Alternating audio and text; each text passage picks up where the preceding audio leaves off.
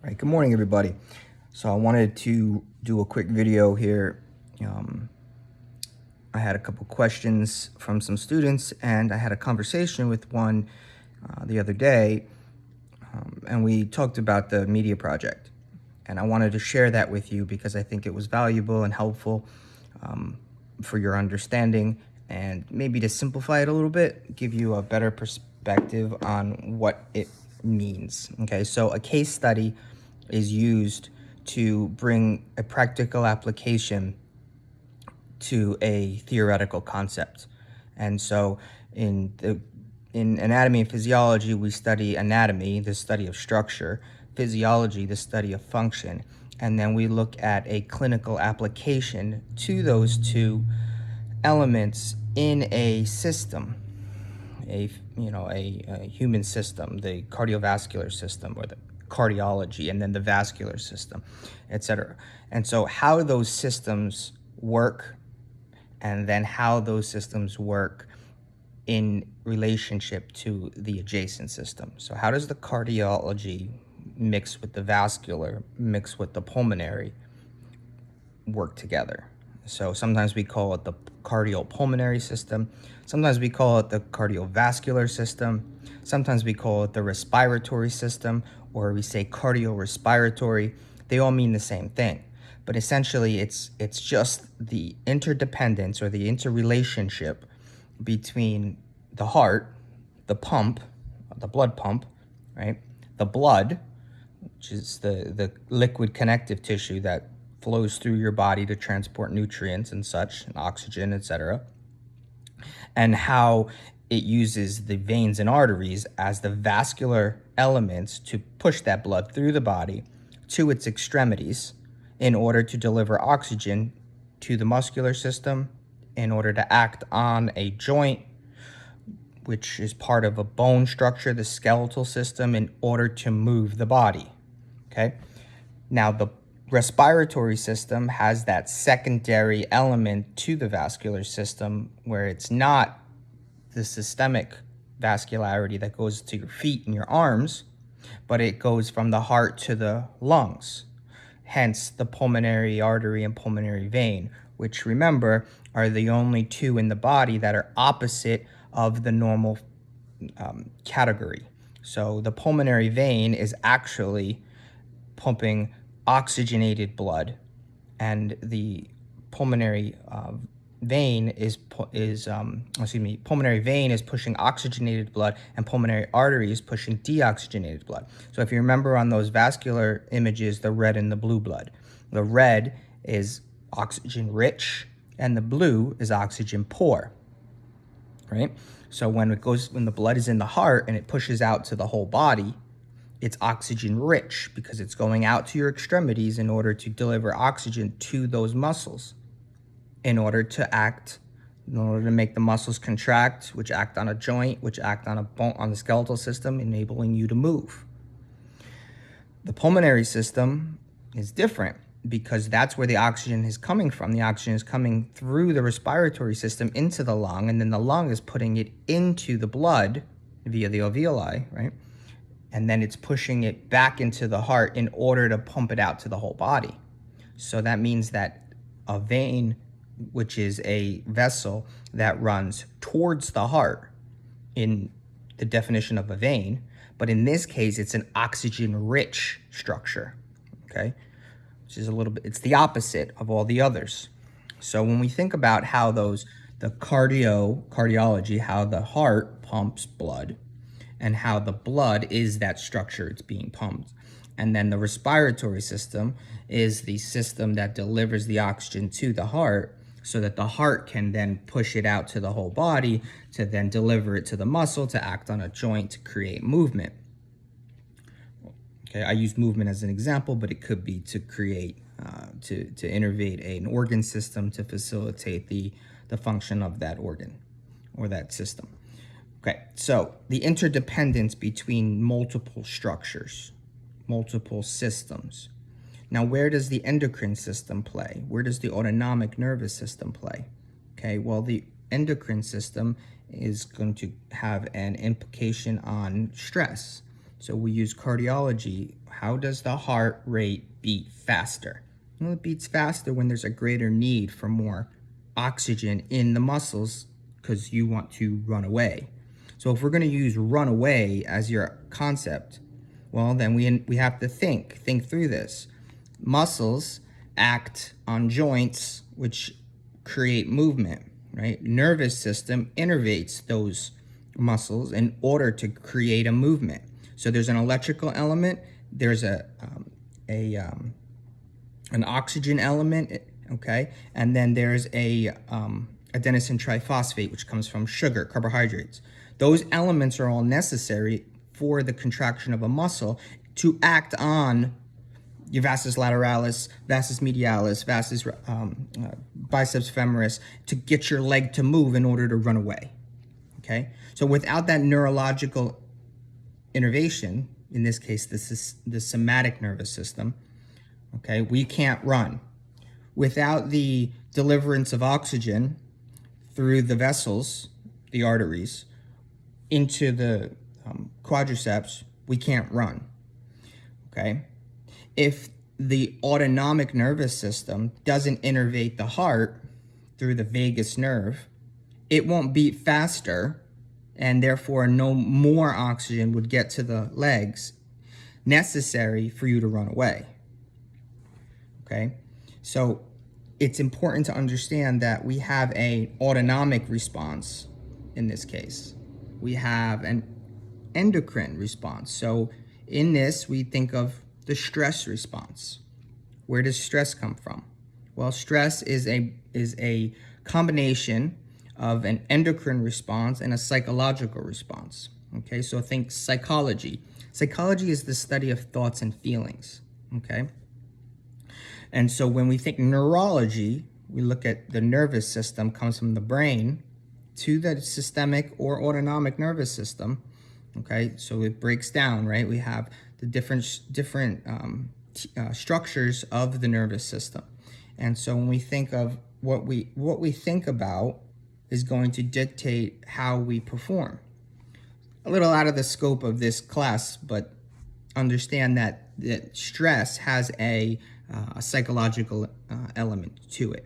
So when we think about that case study, we see that patient, is stress a factor? Yes, and we'll get to that in a second. I'm going to go over that in a minute. We're just covering through the big picture of these systems and how they have this interrelationship. So endocrine system, we want to run away faster. What's necessary? Probably some adrenaline. So when we think about race cars, right, we want to push that NOS button, get that extra boost of energy out of the engine, okay? So that's our adrenaline, okay? It's going to come from our adrenal glands. Right, so our endocrine system is going to trigger that gland. It's going to push adrenaline in, and it's going to help fire our heart rate faster to increase the heartbeat. How is heartbeat measured? Through the pulse, right? Carotid artery, okay? Radial pulse in your wrist, various others, dorsal pedal on the top of your foot, femoral in your leg, okay? That heart rate, how fast the heart beats, is how much the heart is contracting, okay? How fast it's squeezing. Blood pressure is representing the amount of resistance in the vascular system. So if we are 300 pounds and we are riddled with arterial sclerosis, and we have various elements of heart disease, we might see a vascular resistance, which is going to increase blood pressure. So blood pressure, we do with a cuff and a stethoscope, right? A sphygmometer, how we measure it, okay? When we are deficient in our blood pressure, or when we are out of a norm, we are hypertensive. And then there are categories of that. You'll notice in your book: pre-hypertension, hypertension, first degree, second degree, essentially a tier structure of how unhealthy is your cardiovascular system, which is also why we usually term it as cardiovascular, because the relationship between the heart and the vessels is a pretty common and valuable element. Okay, so when we think about the vascular system with respect to the heart, we also have to remember that there are coronary vessels, the vessels that are on the heart, not the systemic ones that run through your body, but the ones that are on your heart. Okay, when we have heart attacks, myocardial infarction, there's a blockage in that artery that's feeding the muscle of the heart. So when there's a blockage in an artery, we stop the oxygen flow to that muscle. That muscle will then die. It's called necrosis. If the muscle tissue dies, then there's a degradation in the function of that heart pump, right? The heart's nothing more than a pump. It's a bunch of muscle that pumps. And if there's necrosis, it's going to die. Then that's a heart attack. It's what you won't have enough muscle tissue there to beat, and you won't be able to punch blood out, and you die. Okay, so that's what heart attacks are. Similarly, the vascular issue in the brain is a stroke. Okay, and it's the same concept. There's a blockage in an artery in the brain.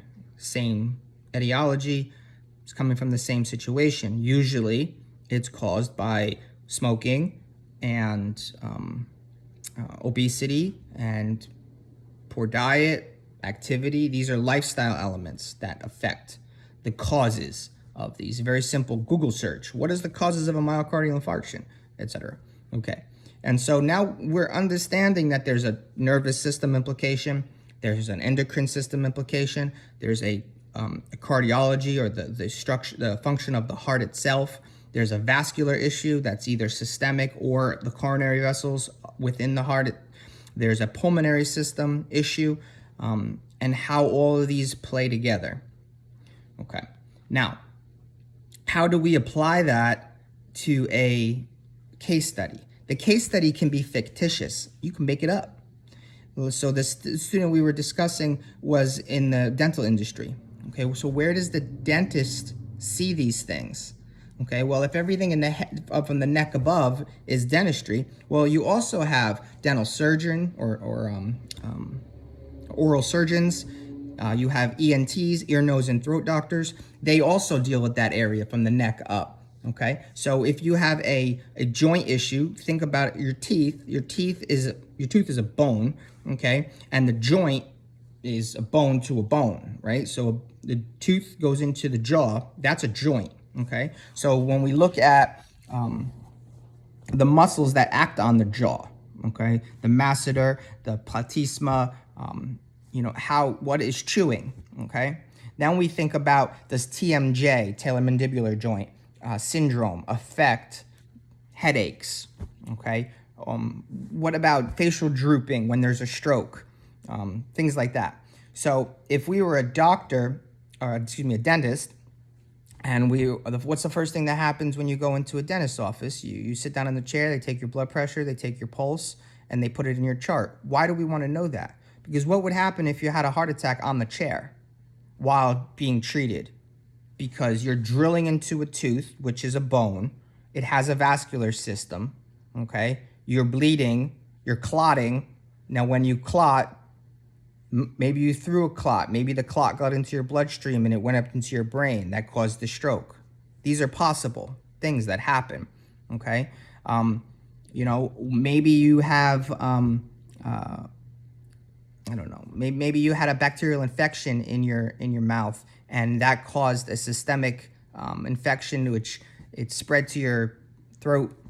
Let's use a very common smoking. So what happens when you have a patient who's a smoker, who gets lip cancer or jaw cancer? Okay, so now we have a cancer issue, which also has an oral issue with the musculoskeletal system, with I'm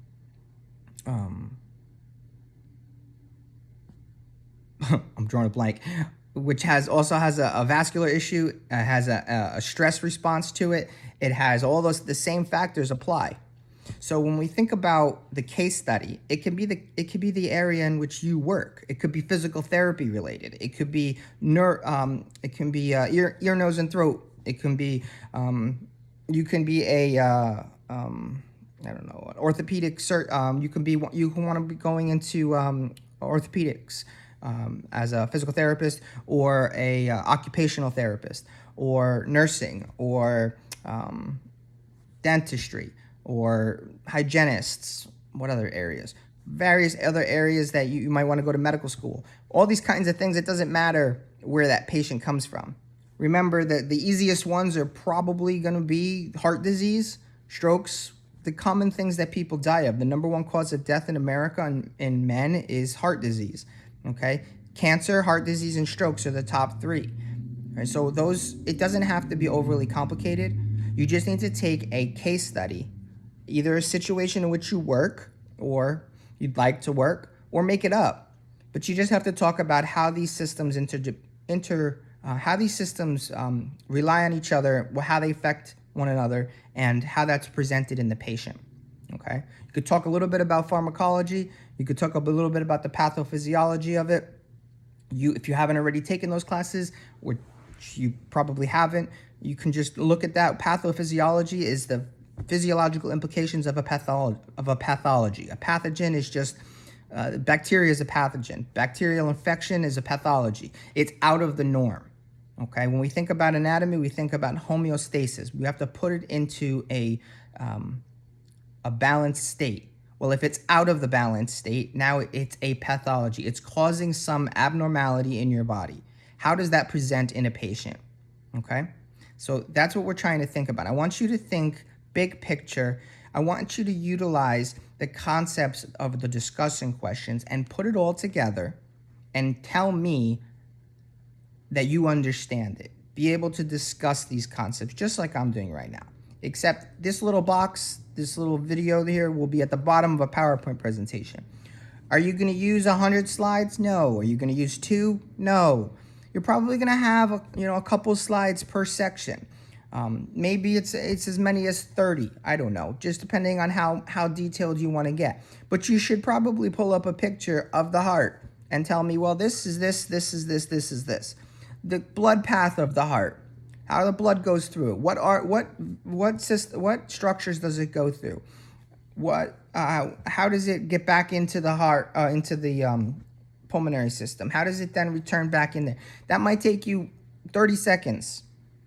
Okay, but I need you to go over these concepts. The takeaway for you to best understand this is that don't overcomplicate it. Use a system or a situation that you work in, or a fictitious one, and think about the patient that walks in the door. He's a 300-pound man, he's obese, he smokes, right there. He's probably got heart disease, okay? He's probably got a pulmonary condition, okay? If it's a dentist's office, now think about what's gonna happen to his mouth and his teeth. Okay, if it's an orthopedic office, he's probably not moving very much because he's 300 pounds, right? Why is he 300 pounds? Because he smokes? Probably not. He's probably stressed. Maybe he's an alcoholic. Maybe he's got a terrible marriage. Maybe he's poor and he can't afford good food. Various things like this. You got to talk about a little bit about the socioeconomical elements of it. Just a little bit. Give you the background. He's a 45-year-old man. He's from X, Y, and Z. This is his history. This is what he does for a living. This is what his diagnosis is. And so the systems involved in this diagnosis is X, Y, and Z. Why that matters? Because this does this to this. This does that to that. Okay, well, here's the systems involved. This is why they do this. Well, the possible route for treatment plan is going to be this, that, and the other thing. Okay, if we need any more questions, I can make another video, but I think I'm saying the same thing over and over again. We're going on 20 minutes here. You'll catch this on your on the YouTube channel, and I will talk to y'all later. Please, if you have any questions, let me know. It's easy to get on a phone call and give you a little bit more instruction. But I want you guys to remember that y'all questions that you're asking me are oftentimes you're answering them yourselves. You don't need affirmation that you know the material. Don't overthink it. Don't psych yourself out. I want to know that you understand it. I don't want you memorizing, okay? I shouldn't need to give you every single detail. I want you to learn how to learn. You understand that? I want you to learn how to learn. I don't want to have to give you every piece of information. I can, but that's not how you're going to learn anything. You need to think through these concepts. This is how I facilitate you learning it and understanding it. Okay? All right. If you have anything else, please let me know. You have a great day.